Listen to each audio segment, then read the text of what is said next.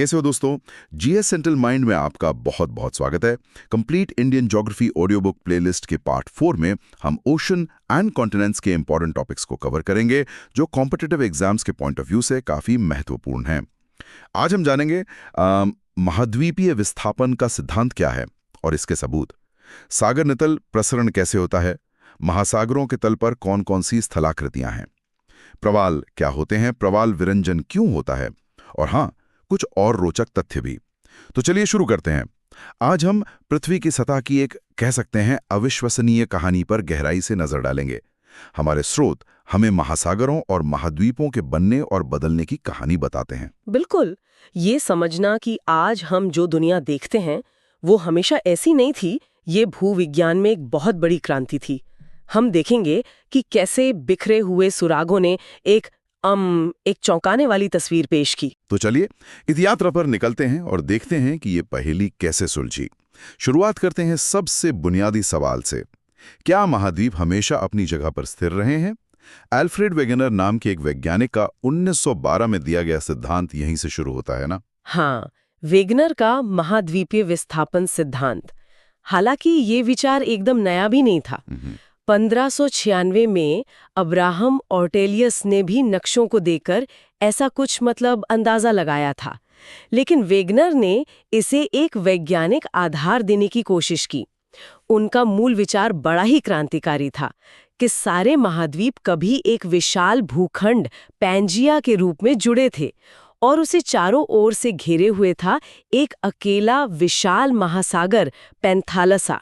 Pangaea, एक super continent. ये तो सुनने में ही अद्भुत लगता है, पर उस समय के वैज्ञानिकों ने इसे आसानी से तो नहीं माना होगा। वेगनर ने क्या सबूत पेश किए? उन्होंने कई तरह के सबूत इकट्ठे किए।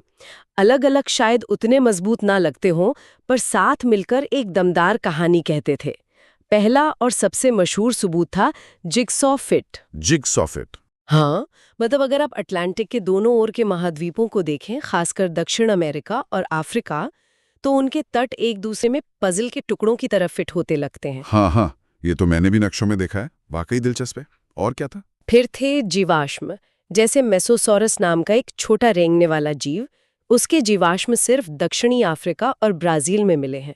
अब सोचिए, ये छोटा सा जीव हजारों किलोमीटर का समुद्र कैसे पार करता? सही बात है, ये तो मुश्किल लगता है। बिल्कुल।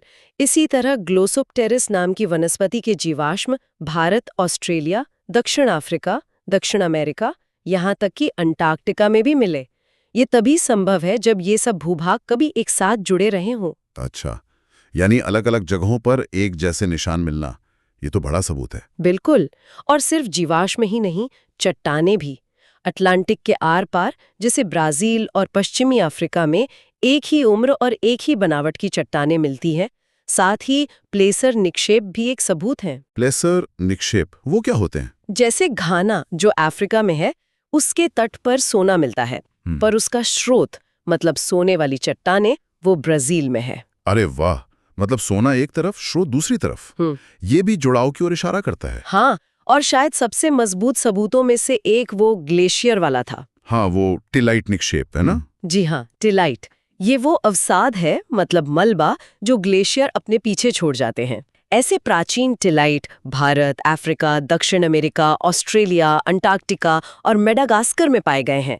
ये साफ बताता है कि ये सारे भूभाग कभी दक्षिणी ध्रुव के पास इकट्ठे थे और बर्फ से ढके थे। इन सारे सबूतों को मिलाकर वेगनर ने कहा कि महाद्वीप खिसकते हैं, स्थिर नहीं है। ये सारे सबूत मिलकर तो वाकई काफी ठोस तस्वीर बनाते हैं। लेकिन फिर वही सवाल, इतनी बड़ी जमीन को, इतने बड़े महाद्वीपों को खिसकाने वाली ताकत क्या थी? वेगनर ने इसका क्या जवाब दिया? जोर पड़ गए। उनके प्रस्तावित बल उतने सटीक नहीं थे। उन्होंने 2 बलों का सुझाव दिया।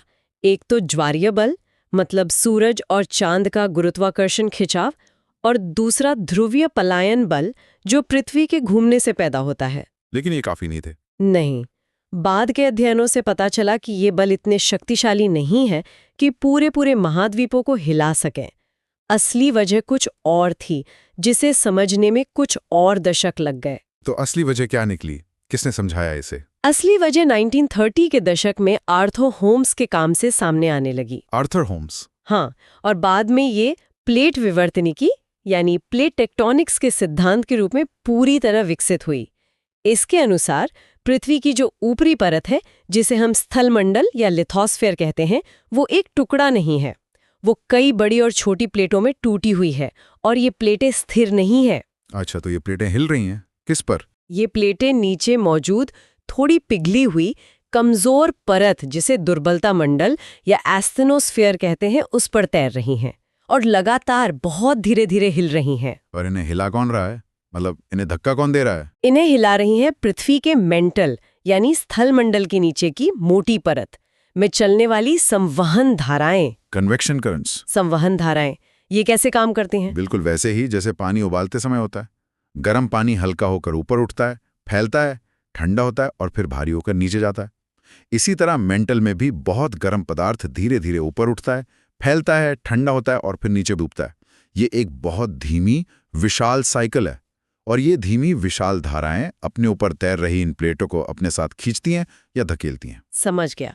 पर इस पूरी प्रक्रिया के लिए इतनी गर्मी कहाँ से आती है? मेंटल इतना गर्म क्यों है? इसके 3 मुख्य स्रोत हैं। पहला, पृथ्वी के अंदर जो रेडियोधर्मी तत्व हैं वो लगातार टूटते रहते हैं, विघटित होते रहते हैं, जिससे गर्मी निकलती है। दूसरा, जब पृथ्वी बनी थी उस समय की बहुत सारी ऊष्मा अभी भी अंदर बची हुई है। और तीसरा, पृथ्वी का जो कोर है उसका बाहरी हिस्सा तरल है, लेकिन वो धीरे धीरे ठंडा होकर ठोस हो रहा है। इस प्रक्रिया में भी गुप्त ऊष्मा, लेटेंट हीट निकलती है। अच्छा, तो ये 3 स्रोत मिलकर मेंटल को गर्म रखते हैं और संवहन धाराएं चलाते हैं। हाँ, और यही गर्मी इन संवहन धाराओं को अरबों सालों से चला रही है और प्लेटों को हिला रही है। तो महाद्वीपों का खिसकना असल में इन विशाल टेक्टोनिक प्लेटों के हिलने का ही नतीजा है। वाओ, ये समझ हमें अब महासागरों की तरफ ले जाती है। अगर प्लेटें हिल रही हैं तो समुद्र के तल का क्या होता है? क्या वो भी हिलता है?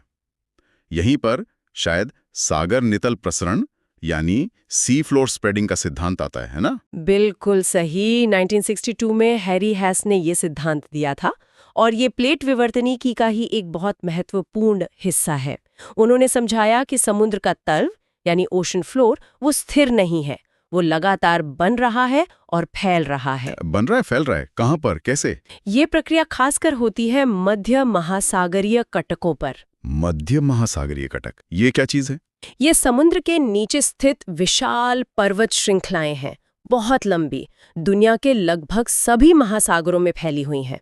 ये असल में वो जगह है जहां 2 टेक्टोनिक प्लेटें एक दूसरे से दूर जा रही हैं, मतलब अब सारी प्लेट सीमा। अच्छा, जहां प्लेटें दूर जा रही हैं, तो वहां क्या होता है? जब प्लेटें एक दूसरे से दूर हटती हैं तो नीचे से मेंटल का गर्म पिघला हुआ पदार्थ यानी मैग्मा ऊपर आता है।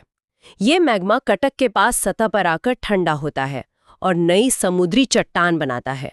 यही नई महासागरीय भूपर पट्टी है। और फिर जैसे जैसे और मैग्मा नीचे से ऊपर आता रहता है, वो पहले बनी हुई भूपर पट्टी को कटक से दोनों तरफ बाहर की ओर धकेलता जाता है।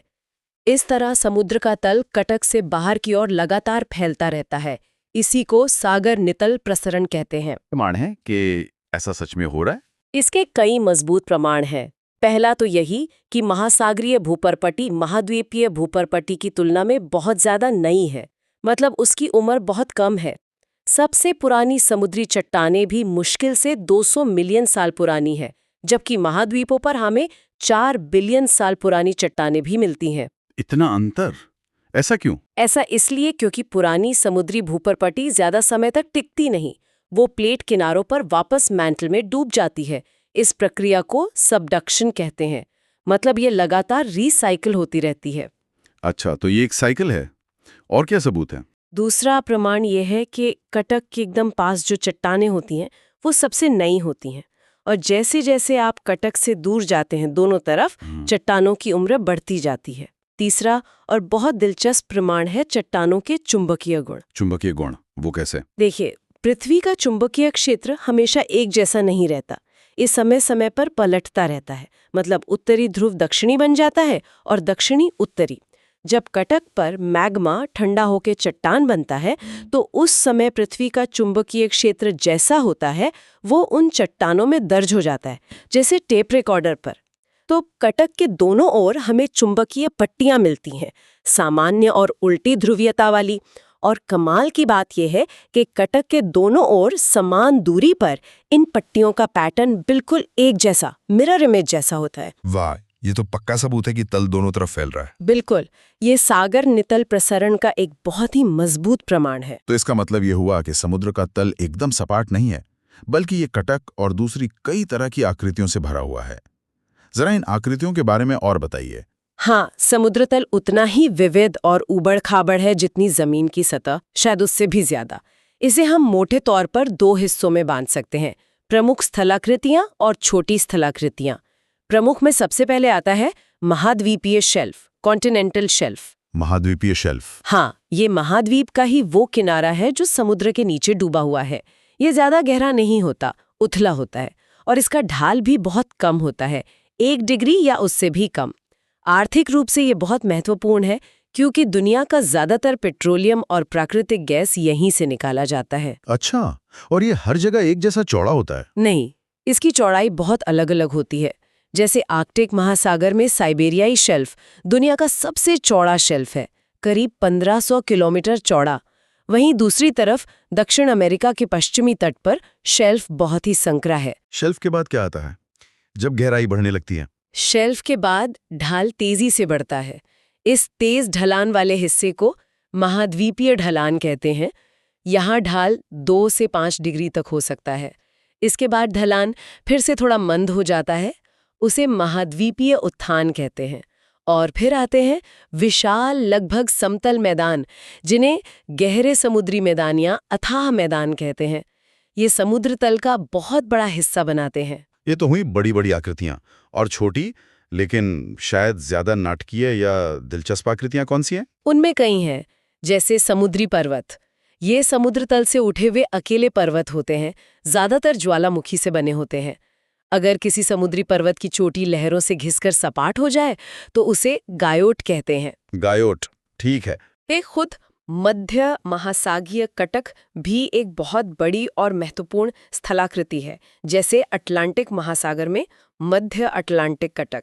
ये दुनिया की सबसे लंबी पर्वत श्रृंखला का हिस्सा है। ये अपसारी प्लेट सीमा पर बनती है और इसी कटक की वजह से अटलांटिक महासागर व्यापार के लिए दुनिया का सबसे व्यस्त महासागर भी है। और समुद्र के सबसे गहरे हिस्से वो कौन से हैं? वो है खाइयां या गर्त, ट्रेंचेस। ये महासागरों के सबसे गहरे भाग होते हैं। ये वहां बनते हैं जहां एक टेक्टोनिक प्लेट दूसरी के नीचे जा रही होती है, मतलब सबडक्शन जोन में। अच्छा, जहां प्लेटें टकराकर नीचे धंसती हैं। हाँ, प्रशांत महासागर की मैरियाना गर्त दुनिया का सबसे गहरा ज्ञात स्थान है। ये लगभग 11 किलोमीटर गहरी है। इसी का सबसे गहरा बिंदु चैलेंजर डीप कहलाता है। और हाँ, यहीं पर यह भी जान लें कि हमारे अंडमान और निकोबार द्वीप समूह कैसे बने। हाँ, बताइए। वो भी इसी तरह की प्रक्रिया से बने हैं। जब भारतीय प्लेट बर्मी प्लेट के नीचे धंसी, सबडक्शन, तो उसी से हिमालय की जो अराकान योमा पर्वत श्रृंखला है, उसी का दक्षिणी विस्तार समुद्र के ऊपर द्वीपों के रूप में नजर आता है। अच्छा, तो अंडमान निकोबार असल में डूबे हुए पहाड़ हैं। हाँ, कह सकते हैं। इन सब भूवैज्ञानिक हलचलों के बीच समुद्र में जीवन भी तो पनपता है। खासकर प्रवाल या मूंगे, कोरल्स के बारे में बहुत सुना है। इन्हें समुद्र का वर्षावन भी कहते हैं। ये क्या होते हैं? प्रवाल या मूंगा ये बहुत ही खास समुद्री जीव हैं। ये छोटे छोटे जीव होते हैं जिन्हें पॉलिप्स कहते हैं, और ये कॉलोनियों में, मतलब समूहों में रहते हैं। ये अपने चारों ओर कैल्शियम कार्बोनेट CaCO3 का एक कठोर कंकाल बनाते हैं। जब लाखों करोड़ों पॉलिप्स एक साथ रहते हैं और उनके कंकाल जुड़ते जाते हैं तो विशाल संरचनाएं बन जाती हैं, जिन्हें प्रवाल भित्तियां, कोरल रीफ्स कहते हैं। ये भित्तियां अविश्वसनीय जैव विविधता का घर होती हैं, इसीलिए इन्हें समुद्र का वर्षावन कहा जाता है। जैसे भारत में लक्षद्वीप द्वीप समूह जो है, वो मुख्य रूप से इन्हीं प्रवाल भित्तियों और एटोल से बना है। लक्षद्वीप प्रवाल द्वीप हैं, जबकि अंडमान में कम प्रवाल हैं, यही ना? हाँ, अंडमान निकोबार में भी प्रवाल मिलते हैं, पर लक्षद्वीप प्रमुख रूप से प्रवाल निर्मित है। लेकिन ये छोटे जीव अपना भोजन कैसे बनाते हैं, वो भी इतनी बड़ी कॉलोनी में? यही इनका सबसे दिलचस्प पहलू है। ये अकेले नहीं रहते। ये ज़ूज़ैंथिला नाम के बहुत ही सूक्ष्म शैवाल एल्गी के साथ एक सहजीवी संबंध में रहते हैं। सहजीवी संबंध मतलब दोनों एक दूसरे को फायदा पहुंचाते हैं। प्रवाल का जो कठोर कंकाल होता है वो इन शैवाल को रहने के लिए एक सुरक्षित घर देता है और उन्हें प्रकाश संश्लेषण के लिए जरूरी कार्बन डाइऑक्साइड वगैरह मुहैया कराता है। बदले में ये शैवाल प्रकाश संश्लेषण करके भोजन बनाते हैं और उसका एक बड़ा हिस्सा प्रवाल को पोषण के रूप में देते हैं। ये एक आपसी फायदे का सौदा है। प्रवाल का रंग भी इन्हीं शैवाल की वजह से होता है। अच्छा, तो इनके पनपने के लिए मतलब अच्छी तरह जीने के लिए क्या शर्तें जरूरी हैं? इन्हें कुछ खास परिस्थितियां चाहिए। पहली, पानी खारा होना चाहिए, ये मीठे पानी में जीवित नहीं रह सकते। दूसरी, पानी साफ होना चाहिए क्योंकि गंदला पानी सूरज की रोशनी को रोकता है और प्रवाल को भी नुकसान पहुंचाता है। तीसरी, पर्याप्त सूर्य का प्रकाश जरूरी है ताकि वो ज़ूक्सेंथेला शैवाल अपना भोजन बना सकें, इसीलिए ये ज्यादातर उथले पानी में मिलते हैं। और चौथी, पानी का तापमान, ये न बहुत ठंडा हो न बहुत गर्म। आमतौर पर 20 से 32 डिग्री सेल्सियस के बीच का तापमान इनके लिए सबसे अच्छा होता है। समझ गया। साफ, गरम, उथला, खारा पानी। लेकिन आजकल हम प्रवाल विरंजन यानी कोरल ब्लीचिंग के बारे में बहुत सुन रहे हैं। ये क्या भला है? ये एक बहुत ही गंभीर समस्या है और ये इन्हीं जरूरी शर्तों के बिगड़ने से जुड़ी है, खासकर तापमान के। जब समुद्र का पानी असामान्य रूप से ज्यादा गर्म हो जाता है, जैसे कि जलवायु परिवर्तन और ग्लोबल वार्मिंग की वजह से हो रहा है, तो प्रवाल तनाव में आ जाते हैं। इस तनाव की स्थिति में वो अपने ऊतकों में रहने वाले ज़ूक्सेंथेला शैवाल को बाहर निकाल देते हैं। शैवाल को ही बाहर निकाल देते हैं? हाँ, और क्योंकि प्रवाल का अपना रंग ज्यादातर इन्हीं शैवाल से आता है, तो शैवाल के निकल जाने पर प्रवाल का सफेद कैल्शियम कार्बोनेट कंकाल दिखने लगता है। वो एकदम सफेद या बेरंग हो जाते हैं। इसी को प्रवाल विरंजन या कोरल ब्लीचिंग कहते हैं। और इससे प्रवाल मर जाते हैं? अगर पानी का तापमान जल्दी से सामान्य न हो तो हाँ, क्योंकि शैवाल के बिना उन्हें पर्याप्त भोजन नहीं मिलता और वो धीरे धीरे भूखे मर सकते हैं। इससे पूरी की पूरी प्रवाल भित्ति और उस पर निर्भर हजारों जीव जंतुओं का जीवन खतरे में पड़ जाता है। ओह, ये तो वाकई चिंता की बात है। मतलब जलवायु परिवर्तन का असर सिर्फ जमीन पर ही नहीं, समुद्र के नीचे इस खूबसूरत दुनिया पर भी इतना गहरा पड़ रहा है। अच्छा, चलते चलते कुछ और बातें थीं। अटलांटिक महासागर में सरगासो सागर का जिक्र आया था। उसकी क्या खासियत है? हाँ, सरगासो सागर बड़ा अनोखा है। ये उत्तरी अटलांटिक महासागर के बीच में एक ऐसा क्षेत्र है जिसकी कोई जमीनी सीमा नहीं है। ये चारों तरफ से समुद्री धाराओं से घिरा हुआ है। इसका पानी बाकी अटलांटिक की तुलना में शांत रहता है और इसका नाम यहाँ भारी मात्रा में तैरने वाले एक भूरे रंग के शैवाल सरगासम की वजह से पड़ा है। बिना जमीनी सीमा वाला सागर, दिलचस्प। और एक मिलैंकोविच सिद्धांत का भी नाम आया था। संक्षेप में वो क्या है? मिलैंकोविच सिद्धांत या मिलैंकोविच साइकिल्स ये बताता है कि कैसे पृथ्वी की कक्षा में होने वाले बहुत धीमे लेकिन नियमित बदलाव और पृथ्वी का अपनी धुरी पर झुकाव में होने वाले बदलाव हजारों लाखों सालों के दौरान पृथ्वी पर पड़ने वाली सूरज की रोशनी की मात्रा और उसके वितरण को प्रभावित करते हैं। ये बदलाव लंबे समय के जलवायु परिवर्तन जैसे कि हिम युगों के आने और जाने में एक महत्वपूर्ण भूमिका निभाते हैं। अच्छा, तो ये खगोलीय कारणों से होने वाले जलवायु परिवर्तन की व्याख्या करता है। हाँ, ये लंबी अवधि के प्राकृतिक जलवायु चक्रों को समझने में मदद करता है। तो हमने आज देखा कि कैसे महाद्वीप स्थिर नहीं हैं, वो खिसकते हैं, कैसे नया समुद्र तल बनता है और पुराना नष्ट होता है। समुद्र के नीचे भी पहाड़ हैं, मैदान हैं, खाइयां हैं और वहाँ प्रवाल जैसी अद्भुत दुनिया भी है जो अब खतरे में है। ये वाकई हमारे ग्रह की एक बहुत ही गतिशील, बदलती हुई तस्वीर पेश करता है। बिल्कुल, और ये कहानी अभी खत्म नहीं हुई है। भूवैज्ञानिक लगातार नई खोजें कर रहे हैं, समुद्र के और गहरे रहस्यों को उजागर कर रहे हैं।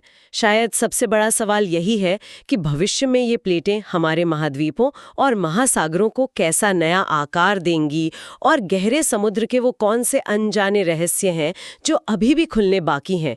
ये सोचना ही अपने आप में रोमांचक है। तो दोस्तों, ये थी आज की ऑडियो बुक। उम्मीद है आपको ज्योग्राफी के ये कॉन्सेप्ट्स अच्छी तरह समझ आए होंगे। हमने महाद्वीपीय विस्थापन से लेकर सागर नितल प्रसारण, समुद्री स्थलाकृतियों और प्रवालों तक कई महत्वपूर्ण टॉपिक्स को कवर किया है। अगर आप कंप्लीट ज्योग्राफी को इसी तरह रिवाइज करना चाहते हैं तो हमारे चैनल को सब्सक्राइब करना ना भूलें। आपके साथ और सहयोग के लिए बहुत बहुत धन्यवाद। मिलते हैं complete geography audio book playlist के अगले पार्ट में।